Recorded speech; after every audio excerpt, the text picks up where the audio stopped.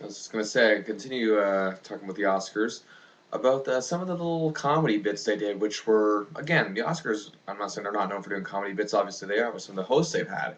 But this year was seemed to be a little something more out of MTV Movie Awards, if you will.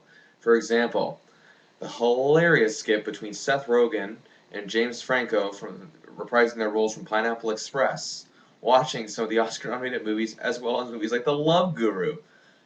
The skit itself was just amazing. I could not believe it, especially the scene where they're watching Tropic Thunder.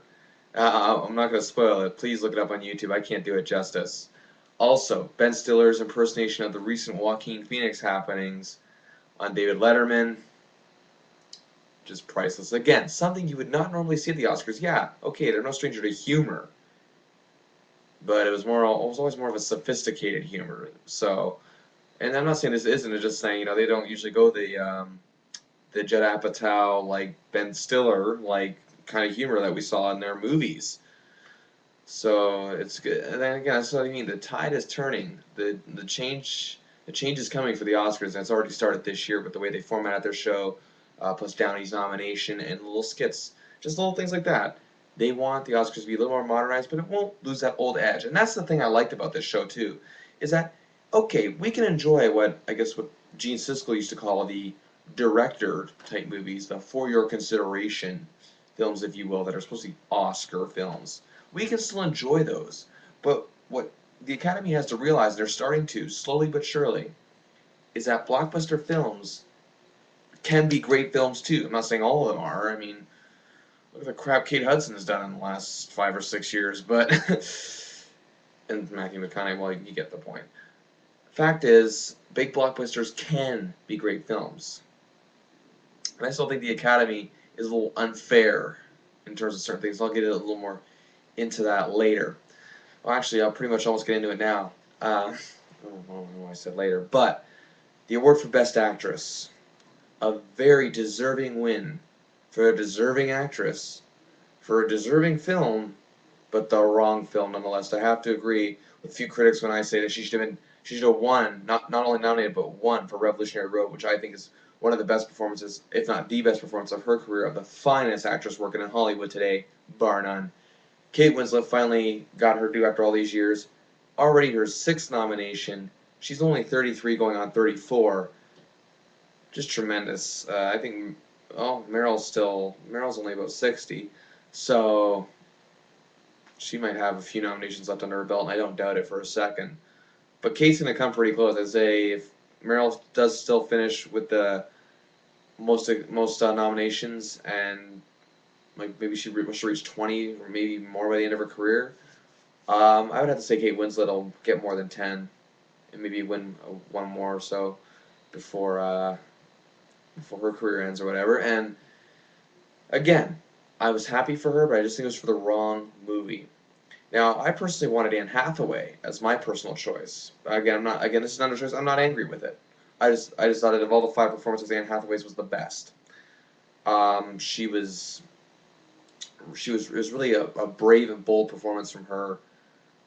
The same with Kate Winslet too. But I'm just thinking for Hathaway, it's such a departure. But from what I understand, from what the rumors say, and again, they're just rumors. I'll just take them as that. The Academy did not appreciate the content or the movie that Rachel Getting Married was.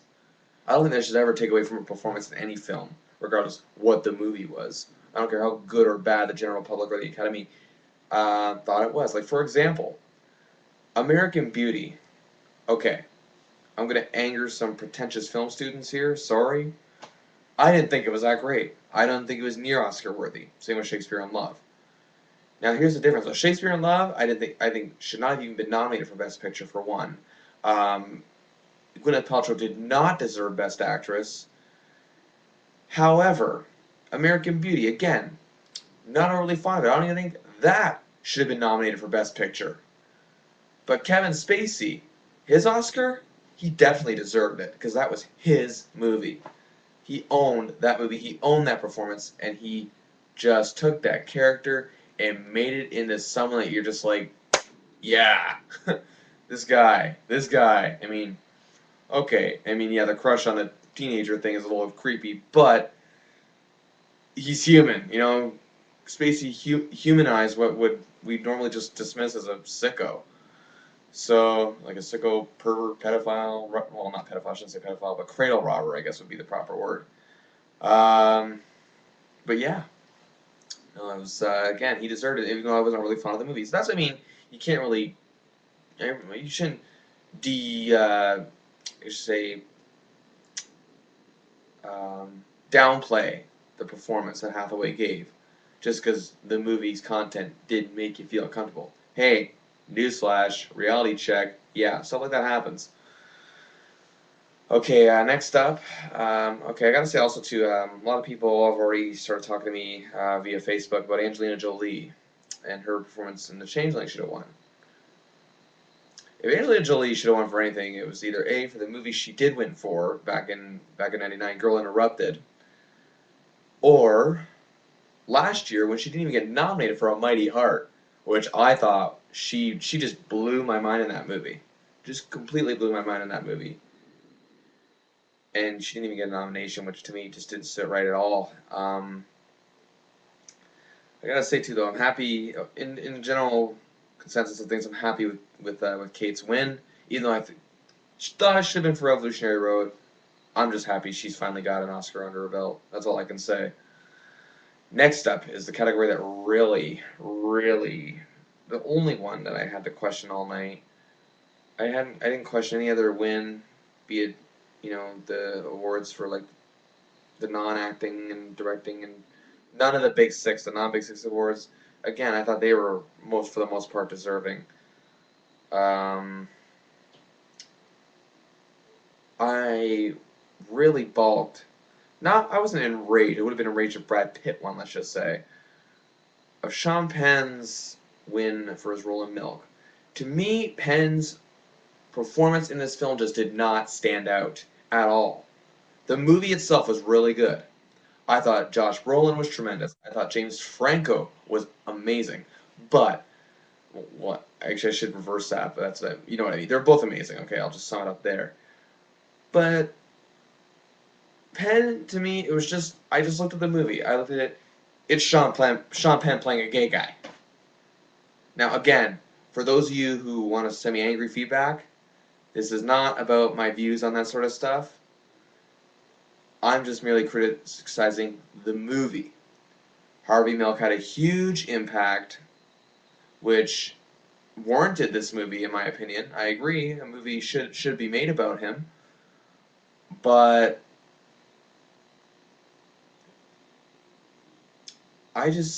to me, Penn didn't really embody that performance.